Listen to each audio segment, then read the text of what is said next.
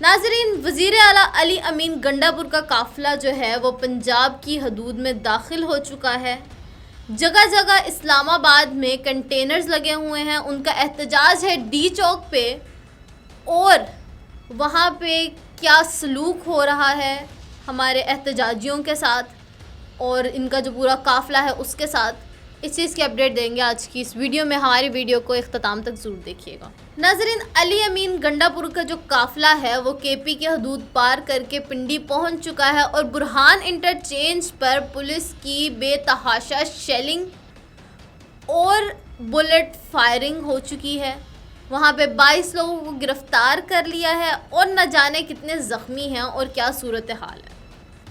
اسلام آباد میں ڈی چوک پر دھرنے کی اور احتجاج کی کال دی ہوئی تھی بانی P T I Imran Khan کی طرف سے، اور جیسے ہی یہ کال دی گئی کوئی 3-4 دن پہلے، علی امین گنڈا پور صاحب کا بیان تھا کہ خان صاحب جو بھی جگہ متعین کریں گے وہاں پہ احتجاج کرنے اور جلسہ کرنے کے لیے تیار ہیں۔ وہ پہلے بھی اپنا دندناتا ہوا قافلہ لے کر لاہور کی حدود میں داخل ہوئے تھے۔ انہوں نے ایک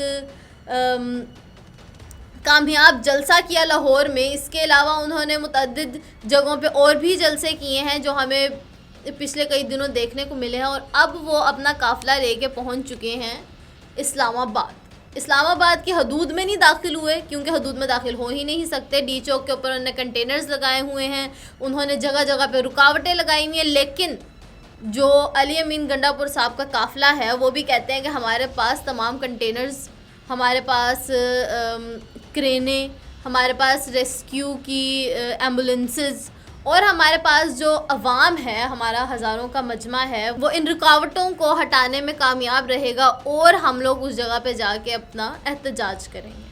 اچھا، اگر اب یہ احتجاج پرامن ہوتا ہے تو پھر تو یہ ویلڈ ہے۔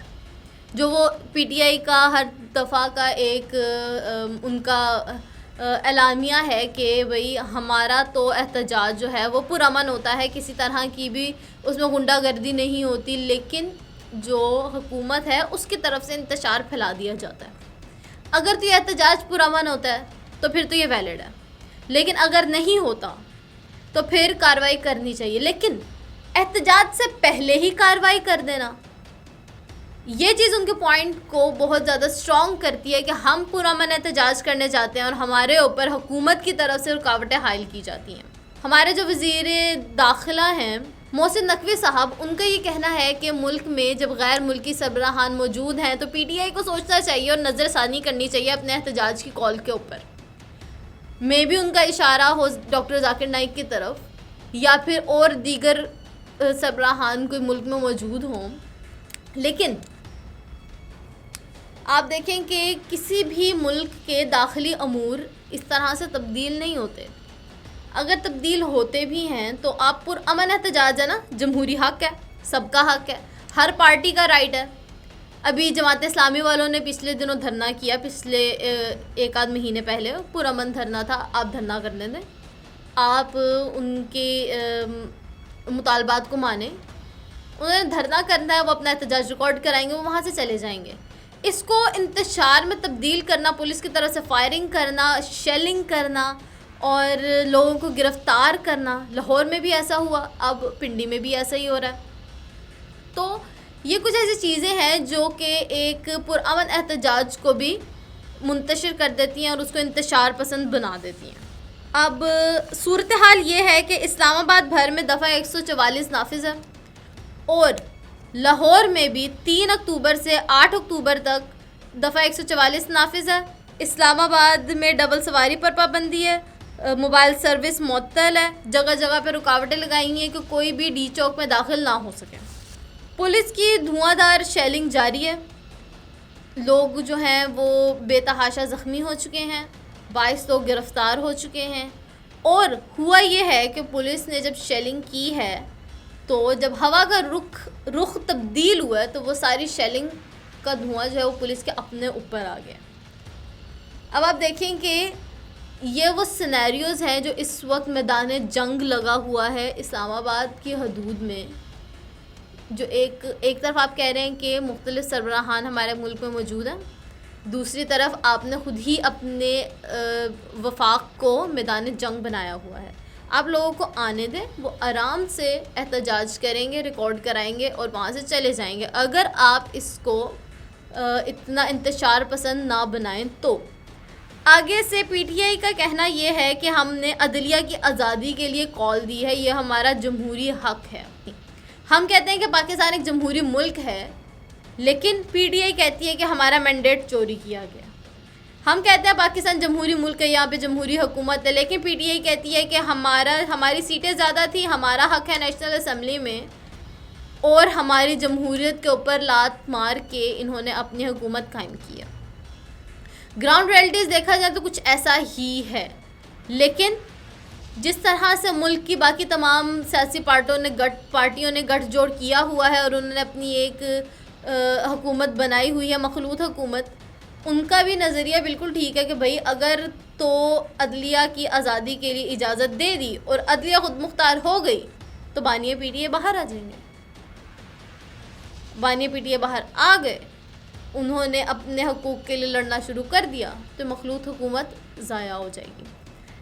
وہ اپنی حکومت کے لیے لڑ رہے ہیں, وہ اپنی جمہوریت کے لیے لڑ رہے ہیں. یہ لڑائی ہمارے ملک میں پچھلے 74 سالوں سے جاری ہے, جمہوریت کی لڑائی. جمہوریت کی لڑائی کس سے ہے؟ جمہور کی لڑائی کس سے ہے؟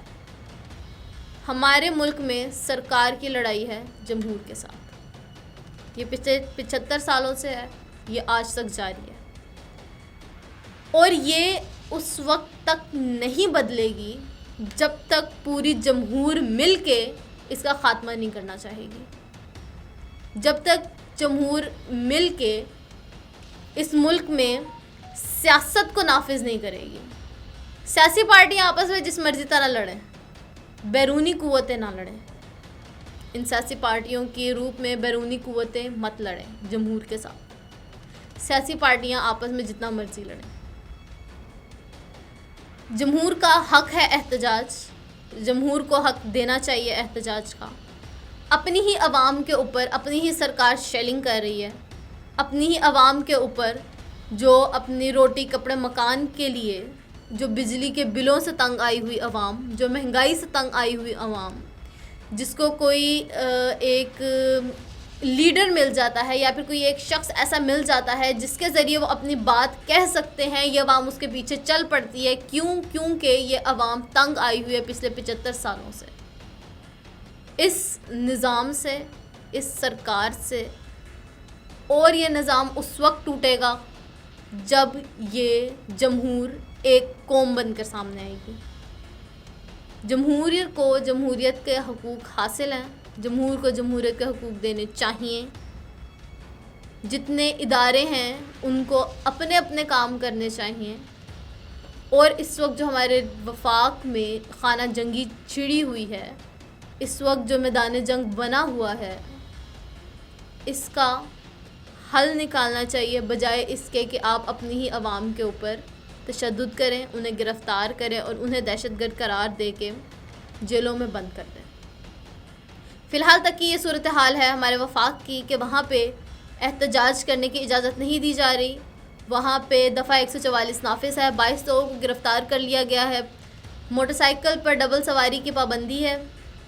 3 سے 8 اکتوبر تک پنجاب بھر میں دفعہ 144 نافذ ہے. موبائل سروس معطل کے ساتھ ساتھ جگہ جگہ رکاوٹیں ہیں. جمہور کو جمہوریت کے حق سے منقطع رکھا جا رہا ہے. فی الحال کی ہی اپڈیٹس ہیں. باقی کے اپڈیٹس کے لیے آپ ہمارے چینل کو لائک کیجئے, سبسکرائب کیجئے اور فالو کیجئے. Thank you.